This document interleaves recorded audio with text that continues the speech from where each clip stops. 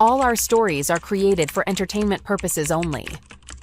I sought revenge on my ex-wife for the way she ruined my life.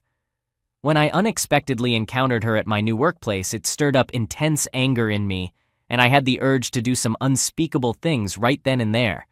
7 years hadn't been enough time for me to fully recover from the damage she inflicted on my life. I lost everything and had to start over from scratch after she turned everyone against me. I had even relocated to a different state in an attempt to escape her. But there she was, sitting at my new company where I held a senior executive manager position. My history with Charlene was long and ugly, and I would have been perfectly content never crossing paths with her again after our divorce. I met Charlene when I was young and had a successful startup business. We got married just a year after we started dating because, well, she became pregnant with my child. Our relationship began to deteriorate after the birth of our daughter. Despite our baby being very young, Charlene spent most of her time at her parents' house. I raised concerns about leaving the baby with a nanny, but my complaints fell on deaf ears. I even informed her parents, but they sided with her, claiming I was pressuring her while she was dealing with depression. Over time, our communication worsened, and we only discussed matters related to our child. When our daughter was a few months old, I discovered that she wasn't biologically mine, and Charlene had been having an affair with a colleague. That very night, I kicked her out of the house, and a few days later, I filed for divorce. During this period, I was the sole provider since she didn't want to return to work after giving birth. Despite the circumstances, I didn't cut her financial support because I understood it wasn't the child's fault. Legally, I shouldn't have had to give her anything in the divorce. I had evidence of her deception spanning years, but she counteracted with false accusations of emotional offense and control. Her parents even testified with false claims about her showing up at their house with bruises. In the end, due to her fabricated evidence and the bias that often favors women in such cases, I had to relinquish half of my business and the family home. It's a stark reminder of the challenges men can face in such situations. My thriving business took a major hit due to the false accusations against me. My entire family sided with her because she's always been a convincing actress, leaving me with no family support, a failing business, and a hefty settlement payment. The town became a place where nobody wanted to do business with me or offer me a job, so I had to make a move, carrying a substantial debt from trying to salvage my business. She, on the other hand, enjoyed the high life, spending my money and holding on to my house. For about a year, I found work at a well-paying company, but most of my earnings went toward paying off the debt. I stopped trying to pry into her life and focused on rebuilding my own. After 7 years post-divorce, I had risen to a prominent position as one of the top executives in a highly profitable company. My company had just acquired another company, and my responsibility was overseeing the CEO of that firm, aiding in the merger and integration of the company into our brand. On my first day back there, I unexpectedly came across her. She appeared older, but her essence remained unchanged. The sight of her stirred up immense anger, and I even contemplated asking my company to remove her from her role. I had been estranged from most of my family for years because they wrongly believed I was an offensive man. They conveniently ignored the fact that I never laid a hand on her and that she manipulated me into marriage. Following our initial meeting, she paid a visit to my office, putting on a pleasant facade and offering to give me a tour, as if we were old friends. I sensed that she knew she was in a difficult position, hoping to soften me up. I promptly declined her offer, but she lingered in my thoughts throughout the day. I desperately wanted to terminate her employment, but I couldn't do it legally without cause. From that point forward, my primary objective at the office was to make her life miserable. Based on her employee file, she had been working there for the past 2 years and had been performing adequately. I surmised that her ill-gotten funds had finally run out, so I went out of my way to torment her. To start, I handed her a handwritten note stating that even though her boss had suggested a verbal warning for her tardiness, my word carried far more weight, so I issued her a formal warning. She cited her daughter's illness as an excuse, but I couldn't care less. Later that day, she made a minor mistake in a report I had requested from her. I had her redo the entire report and reprint it, fully aware that the printer was broken. I knew it would take her a while, and she'd be stuck in a stuffy room filled with dust with no air conditioning. As the workday was coming to an end, I made her stay back in our spare office to do something utterly pointless, purely to waste her time. A few days later, our assistant from the other company joined us. But there was a shortage of offices. I ensured that she gave up her office and relocated to a tiny, stuffy room with no ventilation, right in the middle of summer when the heat was unbearable. When she had to pack her things, she was so furious that I thought she might explode. I overheard her venting to some colleagues about me, which only motivated me to assign her even more work that she couldn't handle. She constantly worked through lunch breaks, and I kept piling on demands. She was also in the running for a promotion that everyone in the office coveted. Despite her exceptional performance in recent months and her boss's high praise, I suggested that the promotion should go to someone who had been with the company longer. I knew this would infuriate her. After the promotion recipient was announced, she stormed into my office, vowing to make me pay for what I had done. A few days later, my past with my ex-wife became the talk of the office, thanks to an anonymous email that was sent to everyone. My superiors already knew about my divorce, and I had no criminal record, so they simply asked me to stay home for a few days. I enlisted one of the tech guys to trace the email, and it led straight back to her. I filed a complaint against her for slander, which caused her significant trouble within the company. Our company had strict rules against slander and gossiping about employees' private lives. If I had been on the committee, I would have advocated for her termination, but I had to recuse myself due to my close involvement in the case. She had to stay home for several days because of the email she sent. I almost lost my position in the company due to the incident, but fortunately, I didn't. I left her alone for a while, contemplating how to get her to leave the company and stay out of my life. Seeing her every morning was painful for me. Surprisingly, she ended up sabotaging herself, leading to her departure from the company, and I didn't have to get my hands dirty. Here's what transpired. At the end of the year, the company organized a fundraiser a few weeks before closing for the year. I wasn't directly involved in planning it. My role was to oversee how everything was going. It was also the day the company was announcing its name change. We had a strict company policy against alcohol or drugs, especially when clients were around. But as the event kicked off, I found myself dealing with a series of problems, most of which were coming from her department responsible for the presentation. While the meeting was in progress, some of the interns began acting strangely, as if they were either high or drunk. One intern even sat at a table reserved for a company investor and fell asleep. It was clear something was off, so I instructed my assistant to discreetly remove her from the sight of the event attendees. I could smell alcohol on some of the interns, and the CEO seemed to sense something was amiss as well, judging by the panic in his expression. I didn't want to involve Charlene, but I needed her assistance with tasks the interns were supposed to handle. When I asked for her help, she refused, claiming she wasn't some lowly intern as I perceived her to be. Frustration mounted, and I suggested she come to my office with me to avoid causing a scene. Her anger escalated, and she insisted I wasn't her boss. Her words were slurred, and her eyes appeared glassy, which was highly unusual for her. In a hurry, I informed the CEO about the situation and left him to manage the event and keep the guests distracted while I tried to get to the bottom of the chaos. We conducted breathalyzer tests on the interns who had denied consuming alcohol in the first place. Predictably, they all failed. I asked them to reveal the source of the alcohol to avoid further trouble, but they were unwilling to cooperate. I made it clear that we would likely terminate their contracts if they continued to withhold information. Finally, one of them admitted they had stolen wine from my office. I was furious and ready to fire them, but then they dropped a bombshell. They confessed that my ex-wife had sent them to grab the wine to share before the event. I couldn't fathom why she would take such a risk, knowing well the company's strict policy on staff consuming alcohol. Even I wasn't allowed to drink at work, as it was a precaution for those who had to drive to and from work events, potentially facing legal trouble if caught drinking. I summoned her to my office and urged her to confess to her actions since there were already witnesses. She admitted to messing up, claiming she needed to drink because she had just found out her boyfriend was cheating on her. But I wasn't about to fall for her excuses. I couldn't trust a word that came out of her mouth. It seemed pretty clear to me that she wanted the interns to mess up the event by getting them drunk. And guess who would take the fall if the event went south? Me, of course. I didn't mince words when I confronted her about it. I made it crystal clear that she was on thin ice and that her job was in jeopardy. With 2 prior warnings on her record, A third strike would mean her job was on the line.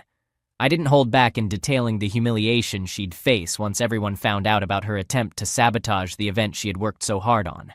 It was kind of satisfying to see her squirm and scramble for excuses. I told her to head home for the rest of the day and we'd address the matter further the next day. In my office, she started crying, pleading that she needed the job and didn't intend for the interns to steal the client's wine. She claimed she had no idea they would drink so much and promised to pay it all back if I just let her off the hook. I did the math for her and she was visibly shocked by the amount. She began begging me to drop the issue, mentioning how she wanted to fix things between us given our complicated history. I couldn't help but remind her of how her past actions had left me with a ruined reputation, no home, and no shared custody of our daughter. She had moved to a different city and taken everything from me. Once upon a time, I might have cared or felt sorry for her given her messed up life, but those days were long gone. She went home, and I returned to managing our fundraiser. By the end of the day, I had informed her superiors about her actions, and they were furious, eager to fire her immediately. However, I had a different plan in mind. I relished the power to determine her fate within the company, just as she had once controlled my destiny. The following morning, she sent in a resignation email, hoping for an immediate departure.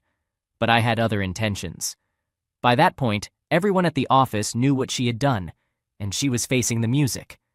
I insisted she serve a 2-week notice before her departure. The company also sent her an invoice for the stolen alcohol, and I threatened to press theft charges if she didn't repay the debt. She completed her 2 weeks, but I ensured they were anything but pleasant for her. I did her a solid by piling on a ton of work, ensuring she wouldn't have to face her coworkers who were far from thrilled with her. They had put in a lot of effort to organize the event after all. During her final 2 weeks at the office, she was clearly miserable. On the last day, as she packed up her belongings, she paid me the money she owed for the wine. She seemed to suggest I should be content now that she was jobless. I reminded her that resigning had been her choice, and it allowed her to retain at least some of her dignity, which she might not have if I had terminated her. When she finally departed from the company, I felt an immense sense of satisfaction. It seemed like she had lost everything, much like I once did. Perhaps she could start anew at a different company, but she couldn't use our company as a reference when seeking employment. Months passed and I had pretty much forgotten about her. That was until I spotted her on the streets among the jobless and homeless individuals asking for assistance. To be honest, she looked unrecognizable and appeared to have hit rock bottom, holding a sign that begged for employment or help. I couldn't help but wonder how she had fallen so far, considering the life she used to lead. Even when I lost everything, I didn't end up on the streets. In a way, it felt like karma had come back around in her case, a kind of poetic justice for the lies she had told about me, which had cost me everything I had. It seemed like another one of those stories where karma had its say. Now, I'm curious to hear your thoughts down in the comments. Do you think I went too far in how I treated my ex-wife? Or do you believe she deserved everything that came her way? All right, that was a fun story. Now let's move on to another exciting one. Stay tuned and let's dive in. I'm a 29-year-old woman, and I've been with my husband, who is 30, for almost 7 years. We got married quickly after we met, and we have 2 kids together. He's a wonderful man, handsome, well-educated, has a good-paying job, and he's always treated me with respect. My close friends and family often remind me how fortunate I am to have him and what a great guy he is. I used to think of us as soulmates. However, about a year ago, I made a terrible mistake. I went out with a group of friends for a birthday party, got extremely drunk, and ended up sleeping with a man who had been flirting with me all night. It was the first time in years that I felt so carefree, and I can't even explain why I did it. But the moment I realized what I had done, I ordered a taxi home and tearfully confessed everything to my husband. I felt overwhelming regret and self-loathing. Initially, he remained silent and calm, but he told me he wanted a divorce. After a lot of pleading, we decided to go to counseling. However, during our counseling sessions, he never seems engaged. He just sits there, scrolling on his phone. When asked about his feelings or what he can do to improve our relationship, he responds negatively, sometimes with hurtful comments directed at me. Most of the time, he doesn't seem to care and remains silent, even when we're trying to involve him in the conversation. I've spent the past year doing everything I can to save our marriage. I've even agreed to do what I dislike just to please him. I've been taking care of all the household chores, cooking, and cleaning without any help from him. I've fulfilled his requests, no matter what they were. He has moments of rage during which he calls me terrible names, sometimes within earshot of our children. However, he always treats our kids with love and never speaks poorly of me in front of them. Sometimes, if I don't meet his demands, such as engaging in certain acts, he threatens to divorce me or mentions my past infidelity, blaming me for everything. He says marrying me was a mistake and uses hurtful words. I also know that he has been communicating with other women. When I confront him about it, he immediately brings up my past infidelity. I don't have any concrete evidence that he's been meeting other people behind my back. All I want is for things to return to the way they used to be.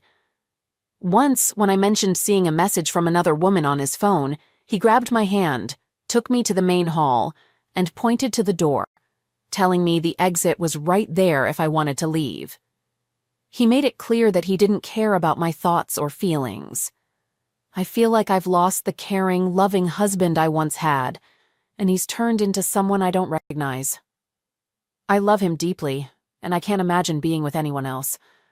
I regret my mistake every single day, and I just want my family to be whole again. I don't know if I can save this marriage, but I'm willing to do whatever it takes. I'm not exactly sure what I'm seeking by sharing this. Maybe I just needed to get it off my chest, but I wish I could turn back time and undo all of this. Edit. I forgot to mention more details about our therapy sessions. I want to clarify that I took full responsibility for my actions and didn't blame him. It wasn't until the therapist suggested that my husband might have done things that pushed me away, possibly leading to my infidelity, that things took a different turn during our therapy sessions. I'm considering changing therapists to see if we can make progress. I genuinely want to make this work. Update. I confronted my husband today, and as many people suggested, I had a feeling he might not want to try anymore and just wants to move on.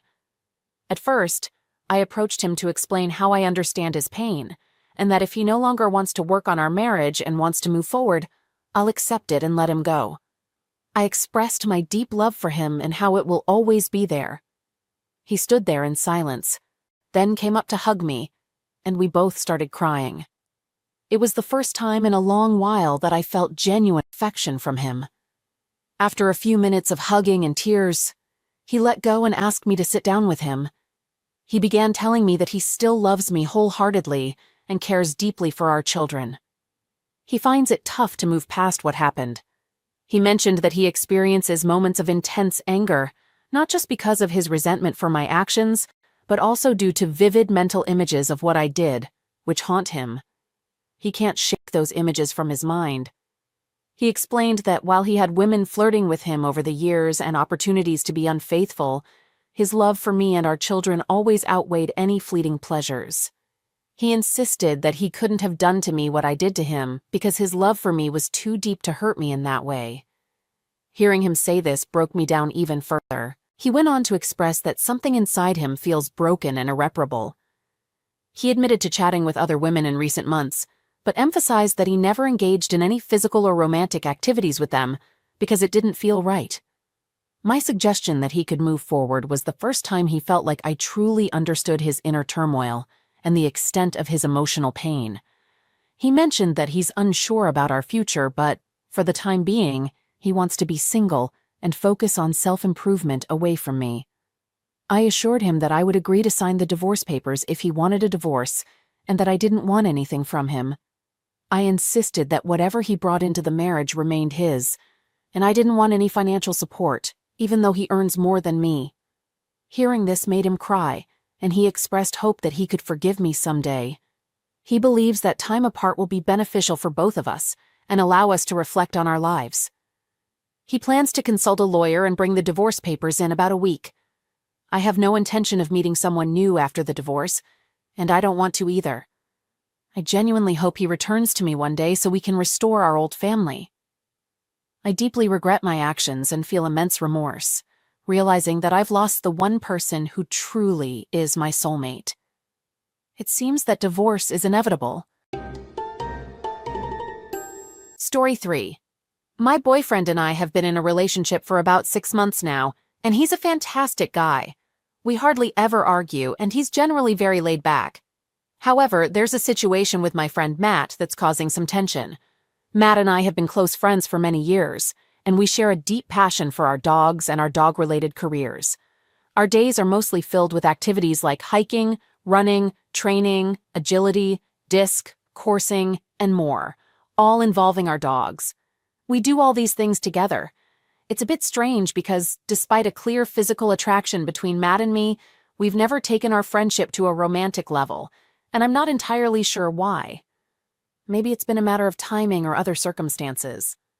Now, my boyfriend isn't bothered by my friendship with Matt at all. He's not the jealous type and has his own circle of friends. We've never had any arguments or fights over me spending time with other guys. In fact, my boyfriend and Matt get along well and even hang out together from time to time. Here's where things get tricky. Matt and I often engage in passionate debates and discussions, not actual fights, just spirited conversations. My boyfriend, on the other hand, is very passive and doesn't enjoy arguing. His usual response is either agreeing with me or calmly stating his viewpoint and ending the conversation.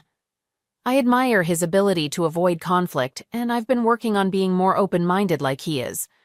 Now, Matt and I frequently go hiking together, and sometimes my boyfriend joins us, although he's not as outdoorsy as we are, so he occasionally opts out. I always extend enthusiastic invitations to my boyfriend for all our joint activities, except when it's related to work since he has his own job. Recently, we went on an overnight hiking trip with our dogs, and there were some issues with Matt's tent. It just wouldn't stand up properly and kept collapsing. Matt offered to sleep outside, but I suggested he move his sleeping bag into my larger tent since it would accommodate both of us and the dogs. Plus, there was a chance of rain. Both Matt and I found ourselves in an awkward situation, but he agreed to share the tent, and I assumed my boyfriend wouldn't have an issue with it. Earlier that day, Matt had spent quite a bit of time shirtless, and I couldn't help but sneak some glances. I mean, he's in great shape, and I've always been physically attracted to him. I don't know if it was the pent-up energy from that or what, but there was a moment inside the tent where things felt far from innocent. We weren't talking about anything out of the ordinary, but there was definitely a strong tension in the air. It sounds pretty cringy now. I was just feeling incredibly turned on, and maybe I should have left the tent, but I didn't.